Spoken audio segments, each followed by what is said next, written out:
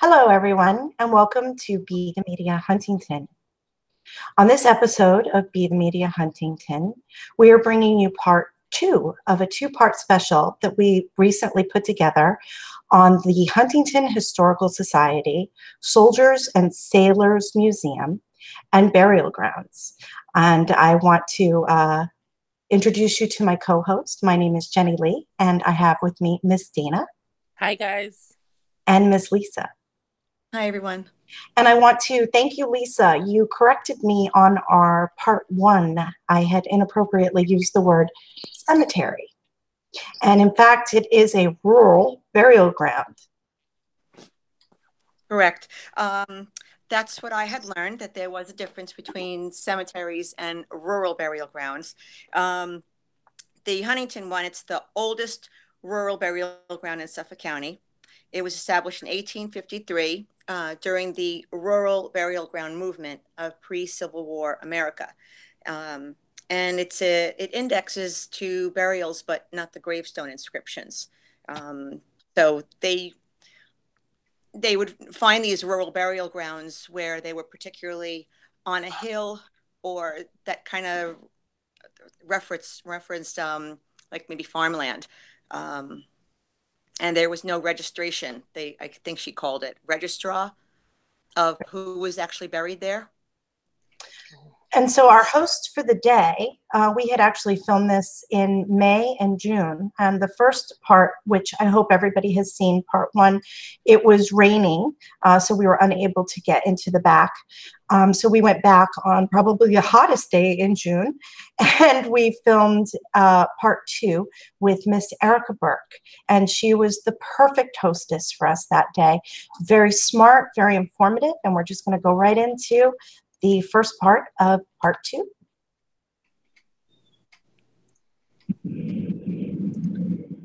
Good morning. This is Lisa McKenzie with Be the Media. I'm here with Erika. We are at the old burying ground, which is located behind the Soldier and Sailors Museum. Okay. Good morning, Erika. Good morning. Good. Hot. It's a beautiful muggy day here. We're going to talk a little bit about the old burying ground today.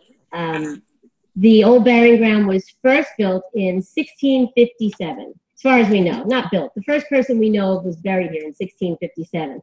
His name was Jeffrey Estes, and we know this because it's in the town records, and it's just indicated that he was buried in the old burying spot, which probably means that other people were buried here before him. The town was established in 1653, so it's unlikely he was the first death.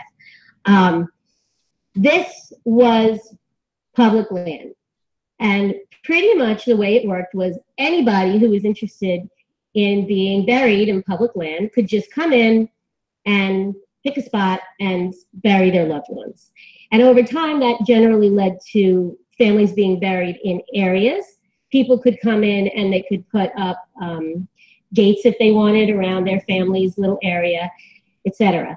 It's an old burying ground as opposed to a cemetery because it's not on any particular grid. You came in, you picked a spot you liked. Grandma would have loved this tree, and you would bury people there. It's not religiously affiliated.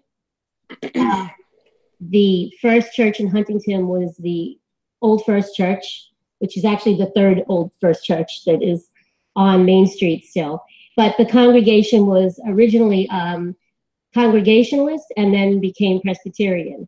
But they do not have a burying ground or a cemetery, a church cemetery attached. So most of the congregation from the Old First Church, who died before 1850, was buried here, including 41 Revolutionary War vets, which is my favorite thing about it. I love the Revolutionary War period. The last person to be buried here was actually a Sammis, and he was buried here in 1957.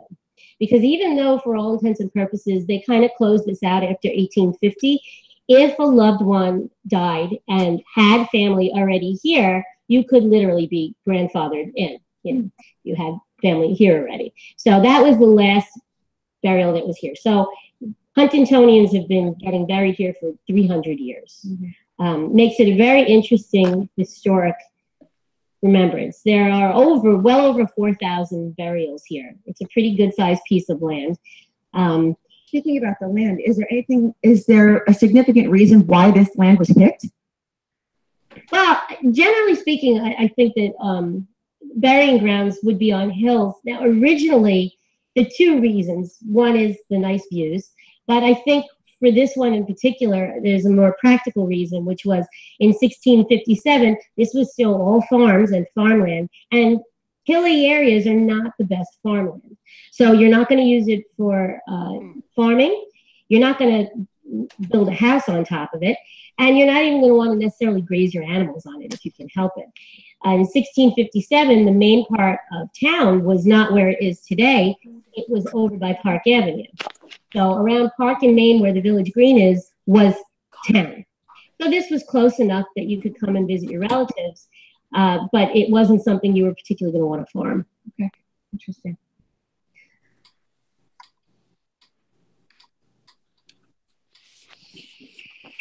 So that's the first one that we had. You can see Erika does reference how hot it was, and it was a hot day. Yes, it was. But it was a good day. It was a very informative day. It was. I learned a lot. I can't believe people could just go there and bury. I mean, it just seems so far-fetched because I guess, you know, we're accustomed to what our customs are to burying people now and the cost of it. So I could never imagine anyone just saying, hey, I want this piece of land. Let's put it in there. Yeah, just go. Just walk up. Our grandfather was buried here. We can be buried here for costs like $5,000 these days. Exactly. I like that tree, and that's where I'm going to put Grandma because she liked it there. Yeah, and how about the 3 first churches? I was a little bit confused. I was like, well, which one is the first one? She actually delves more into that a little further in, but we'll go ahead and go to our second clip. Hi again. So Erika, I was just looking around and I noticed these stones that mention the Revolutionary War. Can you tell me a little bit about this? Yes. As I said before, there are 41 or 42, depending on who's doing the counting, Revolutionary War veterans here in the old burying ground. This is William Rogers. He was a privateer. He died during the American Revolution. Over here, we have Gilbert Potter, who is actually one of my favorites. He was 51 when the American Revolution broke out and decided to join the Patriot cause. He had originally gotten his medical training. He was a doctor. He got his medical training, like George Washington, in the French and Indian Wars for the British, but decided to become a patriot.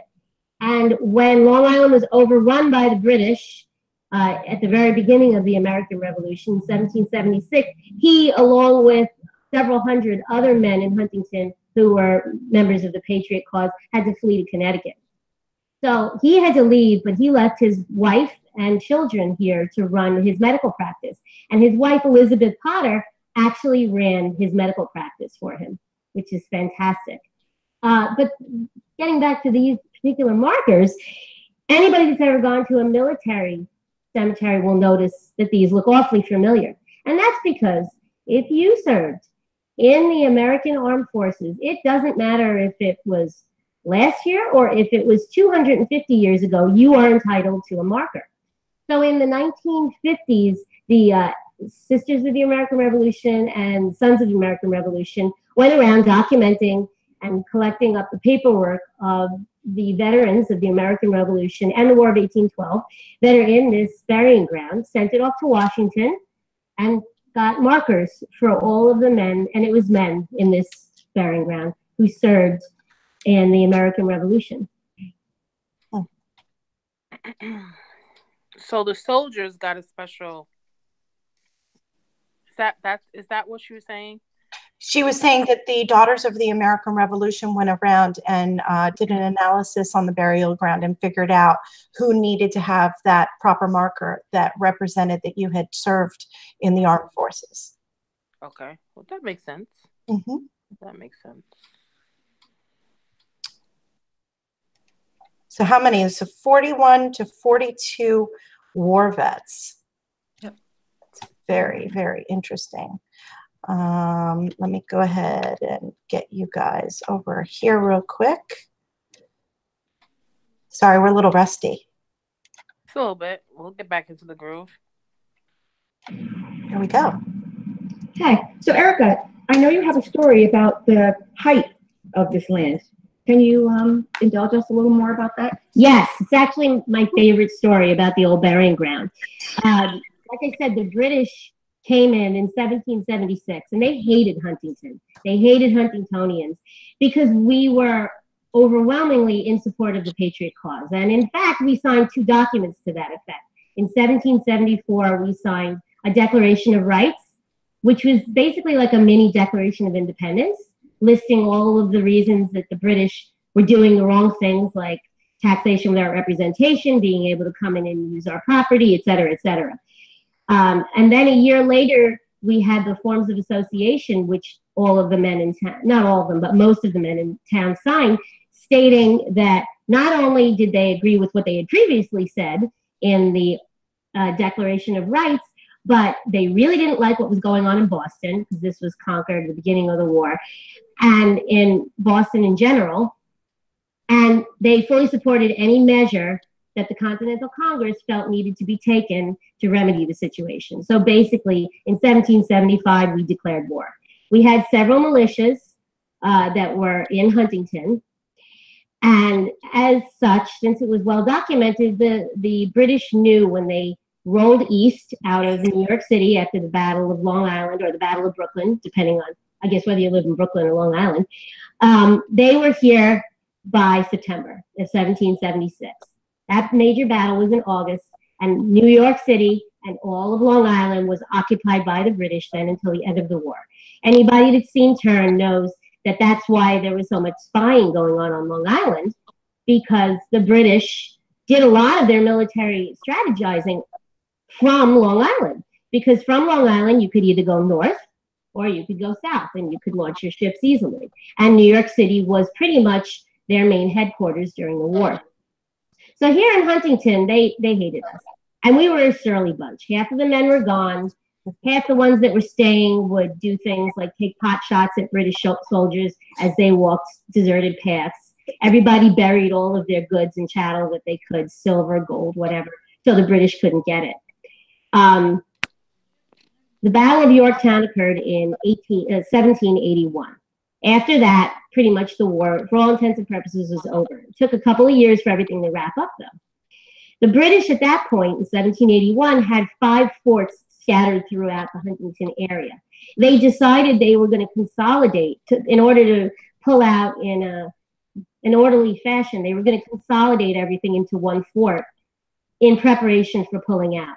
So in November of 1782, the man that at that point was in charge, whose name was Benjamin Thompson, he was a colonel in the British Army, and he was a loyalist. He was born in Massachusetts, actually. He decided not to use one of the forts that was already in existence, but to build a new fort. And what better place than on top of the town's old burying ground? So he called one of his work crews in, and the work crews were local men who were known to be sympathizers, and they would drag them in to basically be a press gang for the day and not pay them.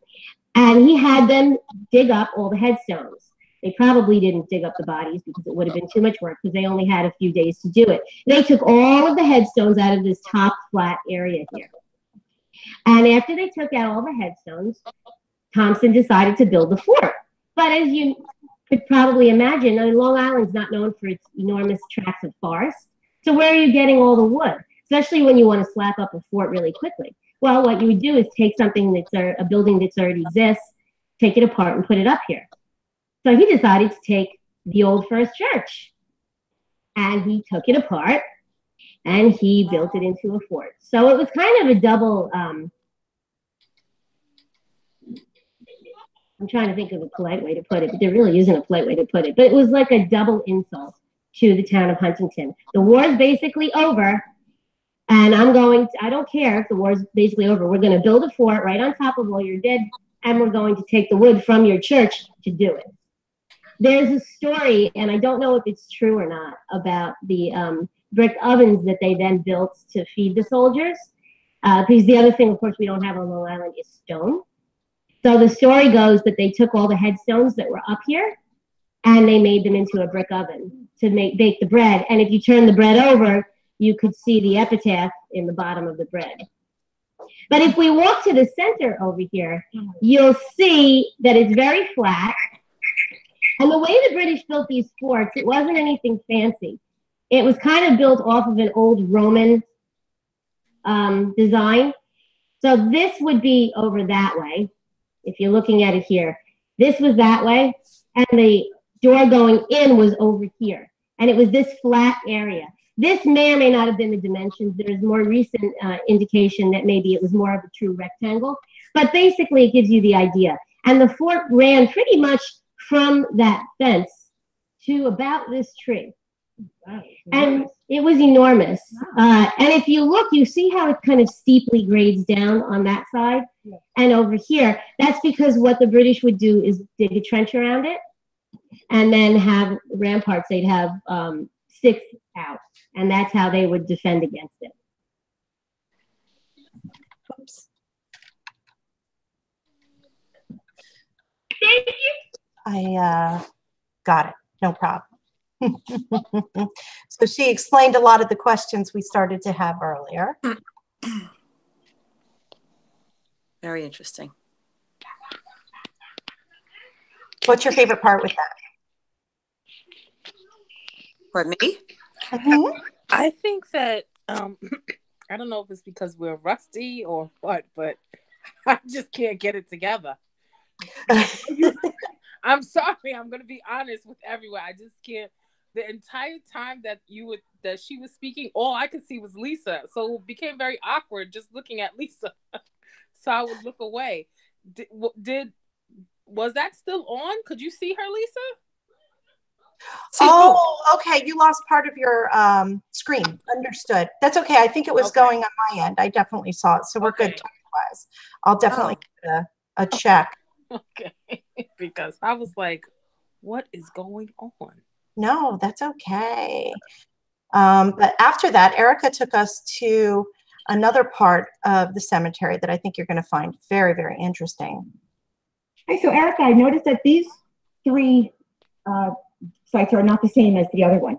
Yes. Can you tell me a little about these? Well, like we were saying, they were always trying to find a different type of material that might last better than another type. Unfortunately, they did not find it with steel. These three are the family of the Matthews family. Nothing in particular about them, although Samuel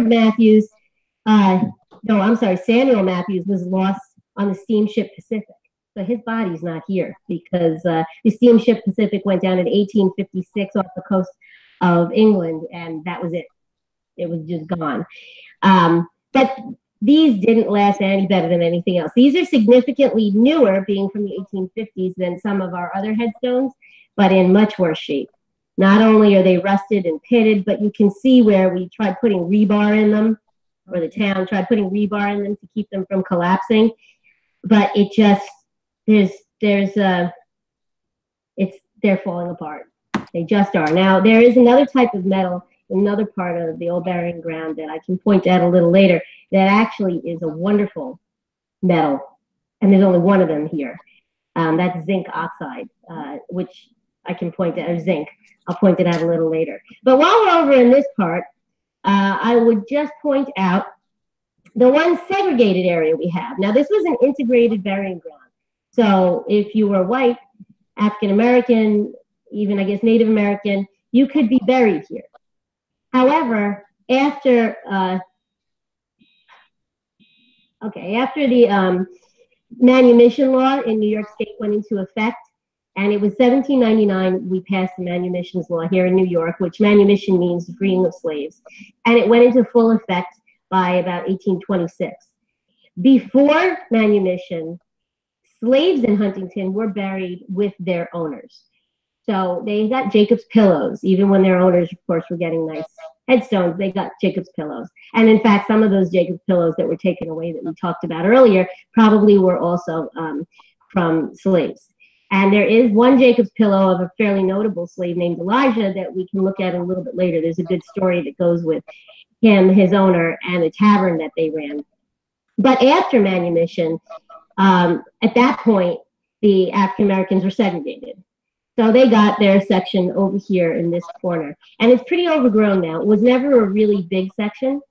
there is a larger burying ground because most African Americans who stayed after the manumission joined the first church here for African Americans was the Bethel AME Church. That's across from the hospital.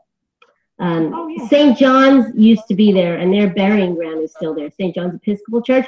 But next to St. John's rented out a building, which was then later purchased by the Bethel AME congregation. Now, one of the original 7 founders of the Bethel AME congregation is actually buried here, somebody named Smith. And what happened was the Bethel AME Church was started, but it didn't have property yet, when his first wife and child died.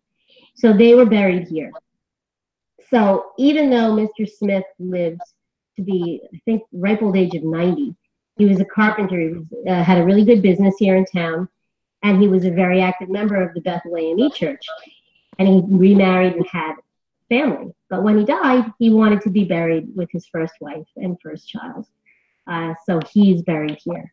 Also, a great nephew of Jupiter Hammond is buried here. Jupiter Hammond was the first published African-American poet in the United States. He beat out Phyllis Wheatley, who was previously thought to be the first one.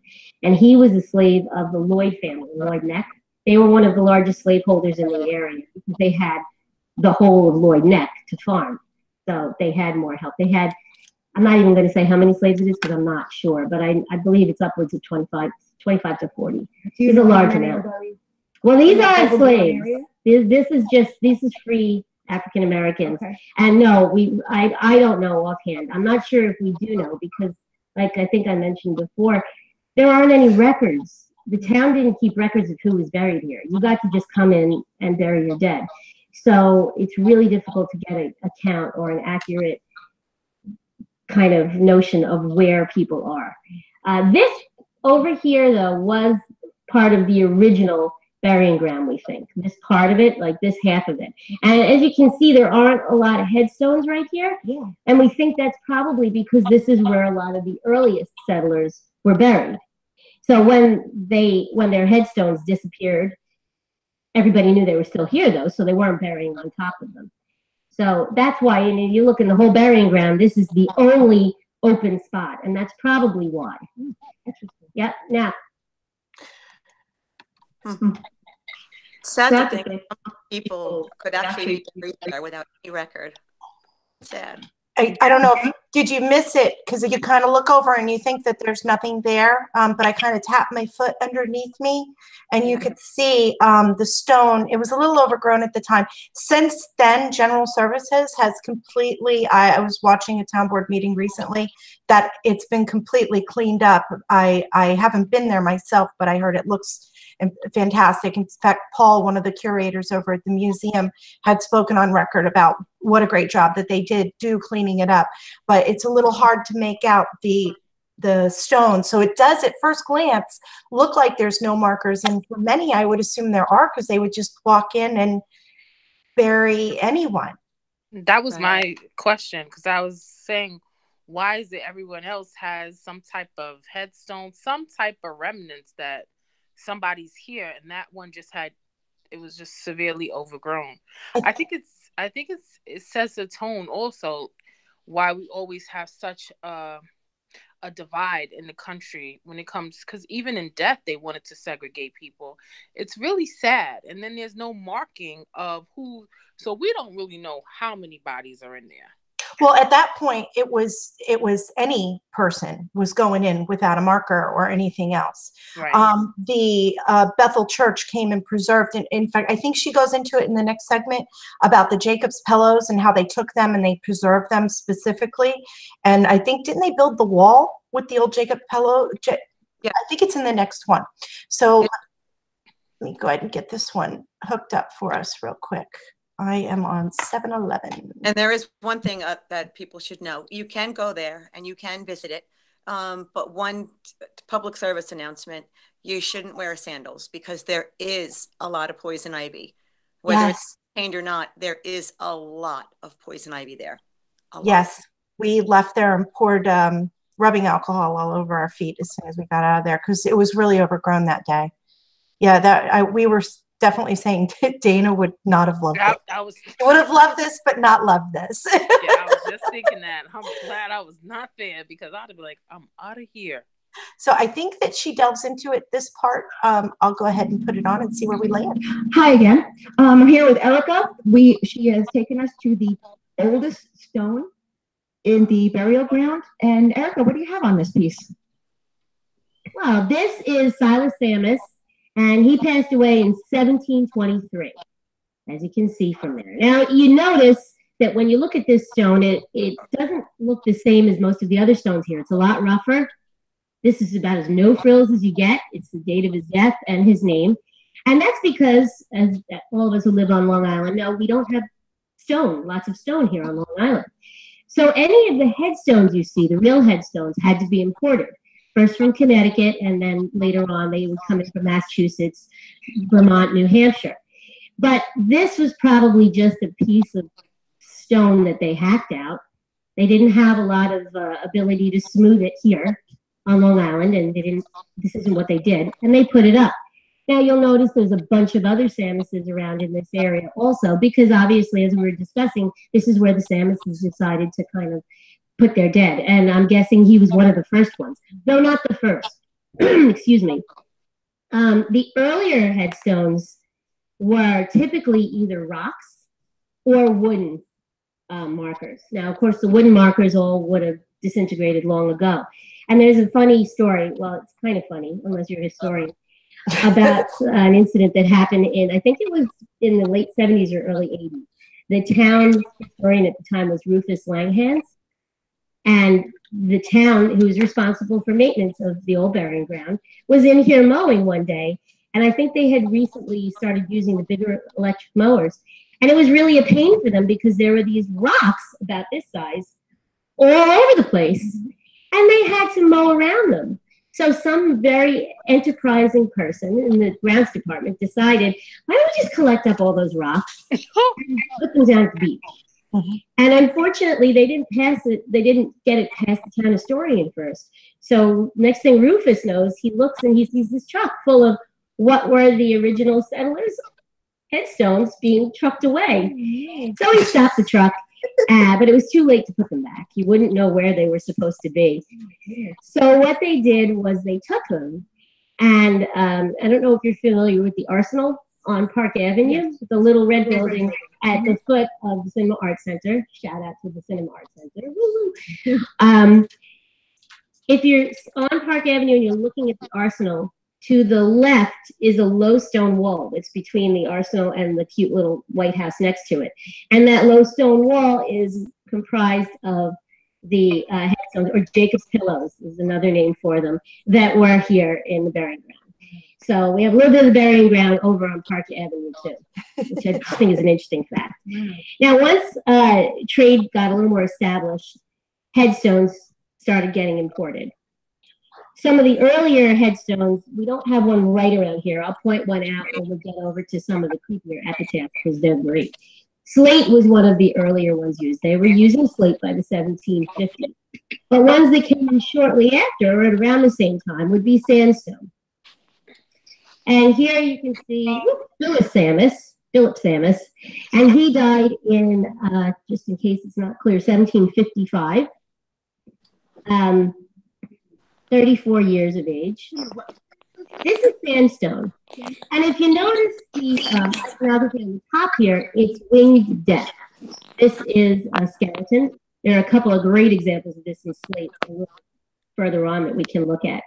But this was a common effigy because death was not comforting. You know, it was winged death coming for you. As time went on, you had winged death changed into, and there are a few examples, well, not right around here, where the face in the middle changes, and it's no longer a skull, it's a cherub's face, like a winged angel. Okay. And that was a reflection of the change in the religious attitude about heaven being a wonderful, happy place. So instead of winged death coming for you, it was, you know, the soul in flight.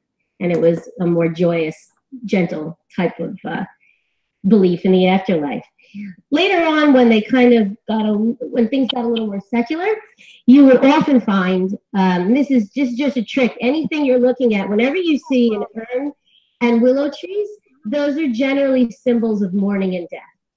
And this came about a little later. This came about really in the 1800s, by like the 1820s, 1830s, when things got a little more secular, you would start seeing urns and willow trees. And you can see this in samplers that people would do for loved ones. It's a very common iconography. Is this a Samus? No. You know, unless the sun's hitting it just right, sometimes I have a hard time reading these headstones. It probably is because right next to it is a Samus. It could also be a Samus who got married and then the name changed. One other thing I'll point out about headstones, since we're talking about headstones, is you'll notice a lot of little headstones like this. Now, sometimes the smaller headstones are children. There's a lot of kids in here, of course. But something like this is not a child. This is a footstone. So the way it works is when you're looking at, actually it would be the one behind it, but when you're looking, for instance, at this person here, modern burial practices, if we're standing here looking at this headstone, the body is buried in front of it. You know, it's here. However, the way they used to bury the dead back then, here's the headstone, the body is behind it. And that little headstone there is the footstone. Oh. It had nothing to do with the actual height of the person. Although I have noticed with children's markers, they are a little closer together. But it's just a footstone to mark the end of where the person's buried. So when you're, their feet. So when you're looking at them here, they're not buried in front of the headstone, they're buried behind it, and the footstone is the marker of where their burial ends. So this would be a headstone. And then that would be correct. Absolutely, you got it. Okay. Now, there's all different types of markers, and you can see from looking, and this is a good example, markers they wear, they shear off, the writing gets really hard, so it's like building a better mousetrap. Everybody's always looking for a better headstone.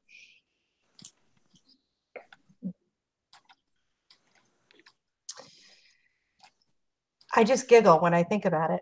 Now, Rufus, I got to mow today, and I can't mow around these rocks. So you think I could put them in the truck and take them off over here? That's crazy. And then once they realize it, like, oh, we can't put them back because we don't know which spot they came from. No, you should have asked someone. And, you know, I never knew about the footstone. I found that very interesting. I've grown up in the era of only having headstones, but a footstone does make sense because head foot. Yeah, I mean, that was something different too. But I'm amazed that they let it get so unkept at a burial ground. And another thing, why does Huntington have so many little burial grounds? Like, you can go anywhere and find like little cemeteries. Why is it like that? I know that at one point they become secular and then they buy the grounds, and then so when you become a member of that church, you would be buried at the burial ground for the church that you belong to. I don't know at one point. I mean, Erika would be the best person to ask. I have no knowledge whatsoever of that. Because we have one on Lennox Road. What'd you say? We have one on Lennox Road. Yeah, by me. Yeah. So it's a lot of, that's exactly what I was thinking about. There's a lot of them. Why do we have so many like little separate? There's no church there. No. It's just a cemetery. I have a pet cemetery. You're disgusting. I can't. It's true though. What are you going to do with them? You know? I can't deal with that. You covet what you. Why do you have a pet cemetery? Why? I've got a lot of pets, and you know. Backyard. So that could be part of it too. And you know, can you imagine the one part that she was showing us where everybody just kind of, it was a free for all? Two people show up at the same night with like dead people, and they're fighting over who. No, you're not burying him next to me because they killed each other in this fight. You know that happened. That's a good point. That's a good point. There was a lot of drama going on that we don't know about. It's sad. And there's probably some pets there too, because people are serious about their animals. I bet you some people wanted to be buried with their dogs. That's true. Yeah. That's very true. People are very serious about their animals. Yeah. All right, let's go ahead and head back over to Erika, who's great, by the way. Yeah, she really is. Yeah. Okay, so we have spotted a stone here with a very unique epitaph. And can you please explain this a little bit? Yes. Well, let's see. So this is Mr. Henry Titus, and he died in 1754, and he was 31 years old, which it was young by anybody's standards. And they liked reminding people that life was fleeting, particularly in the 1750s. So we have an epitaph that reads, "O ye that still enjoy your breath, take warning and prepare for death. Behold and hear." No, it's not cold. Cut from my prime. Behold me here cut from my prime, nor trust to all deciding time. Prepare for your eternal rest. Die unto sin and I can't read those last two words. But the gist is pretty much there, which is time is fleeting. And it was a pretty standard one. And if you look over here, we've got another chuckle fest of an epitaph. This one I really find interesting, the iconography with the crossbones on top. It really is very interesting. This is harder to read. This one's in slate. But I know offhand, this is a woman who died, Sarah Titus. And this one says, "Behold and see as you pass by, as you are now, so once was I. As I am now, so you will be. Prepare for death and follow me." So that's probably a good ending to your tour of the old burying ground in Huntington. Thank you so much, Erika. Thanks for asking me. Actually, we realized as we were filming there was some pieces that we wanted to get in with this also. So we went back to this very touching one. And let me see, am I still on my regular screen? Oh, let me go back. So we did not end it there, but we are close to the end. Oh, this is the one. Erika, you have a very interesting story about this particular rock and what's behind us. Yes, I do. Well, like I said, most of the Jacob's pillows were taken out of the burying ground by road crews in the 20th century, but a few of them remain, and one of them that remains is attached to the story of a fairly notable slave here in Huntington during and right after the American Revolution, which is a man named Elijah. We know that he was a musician of some note, and we know that he also worked as the butler or porter for Platt's Tavern. And there were many taverns in Huntington at the time, and they ranged from really nice restaurants where you would be able to lodge above them to Moe's Tavern. You know, this is kind of a rundown shack. But Mary Platt's Tavern was a pretty nice one. And visitors could stay above the rooms. There was a restaurant. A lot of town business actually went on in her tavern. During the American Revolution, along with everybody else, she was under duress by the British. They would come and stay in her tavern. They would drink there, and they would generally make nuisances out of themselves. She was a widow by the point of the American Revolution, and she continued to run the tavern herself with the help of her son, a nephew, and Elijah. One night, and we know this is actually a true story because it was reported in a New York City newspaper. One night in the early 1780s, I believe, 1779, 1780, she and her son and family were awoken by a break-in downstairs. A couple of drunk Hessian soldiers, and the Hessians were the German mercenary soldiers brought in. They broke in downstairs, and they were trying to rob her, and they were armed. So her son and nephew and Elijah fought these Hessians off, and a gun went off, and Elijah was actually shot in the head. Oh. However, and this is the truly amazing part, it's one of those freaky wounds because not only did he fully recover, but he fully recovered and was able to work as a musician and work in the home again, in the tavern again. And it's believed that probably when George Washington came through in 1790, if Elijah, he died around 1790, we think, but if he was alive, he would have been one of the people serving George Washington when he came to Platt's Tavern, April 23rd, 1790, to give a thank you to the town of Huntington for what they had endured during the war. George said the food was passable. Passable. Passable. Wonder what was passable back then. Exactly. Like, that'd be interesting to know. Mm-hmm. So, I'm going to take you to the final piece of this. And I just want to shout out, Lisa, you did a great job. You did really good with your interviewing skills. I just wanted to put that out there because I've given a lot of credit to Erika, who I can't even imagine having all that information to share. She does know it backwards and forwards, but you asked some really good questions. Thank you.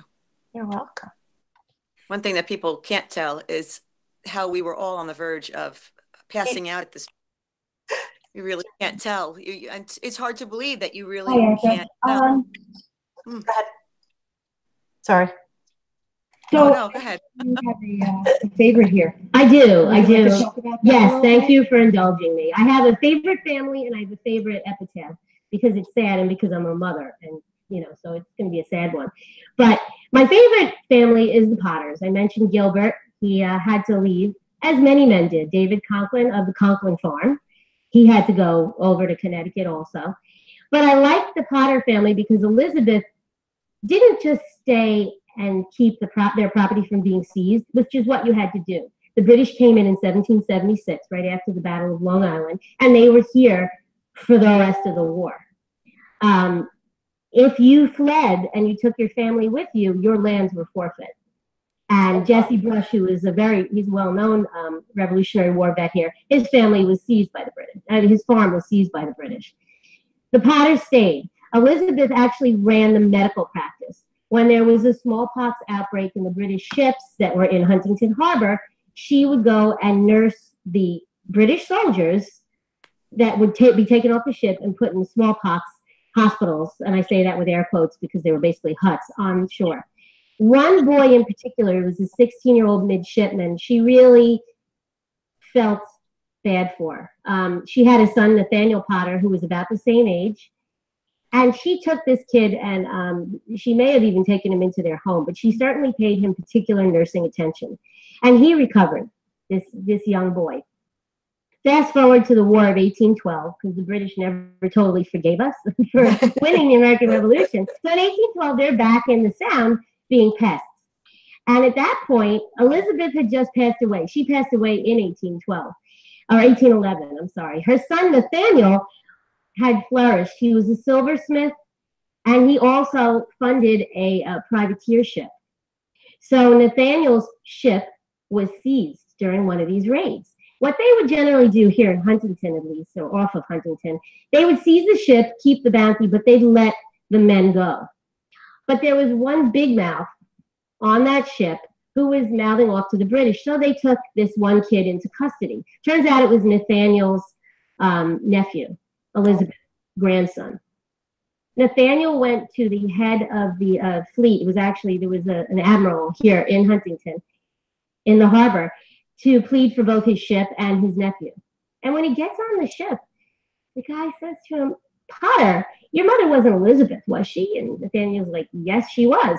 Turns out, and for the life of me this second, I can't remember the admiral's name, but he was the midshipman that she had nursed back to health. So not only did this admiral release Nathaniel's son, telling him, you got to tell your kid to, control his mouth, like that's changed in 250 years. But he actually invited Nathaniel to come on a ship, treated him with full honors of dignitary, and they had a big feast and toasted Elizabeth, well into the evening. So I just think that's really, really cool. Really cool. My favorite headstone is the sad side of the Potter family. Like everybody else in town, just because they were affluent and doctors doesn't mean they didn't have children who died young, because everything from regular childhood illnesses to tripping, falling, and getting a cut going septic could kill you back then. And of course, children had a much higher risk. So they lost several of their children. Oh. And this happens to be a nice example of slate, which is the other type of headstone used. And you'll see these were earlier. This is before the American Revolution. And this is Winged Death. And this is Peleg Potter, who was the son of Gilbert and Elizabeth. And he died in 1864, and he was 13 years old. And I love his epitaph, which says, "To this sad stone, whoever thou art, draw near. Here lies the youth most loved, the son most dear, who never knew joy but friendship might divide, or gave his father grief but when he died." I know, right? I know.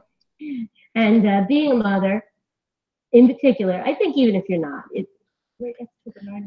yeah. Well, and there was another Peleg. It's what they would do. Well, here's the Peleg first, and when your child died, you recycled the name. I don't know why, but to make it to 13 was, obviously they really loved him. We're all crying. Yeah.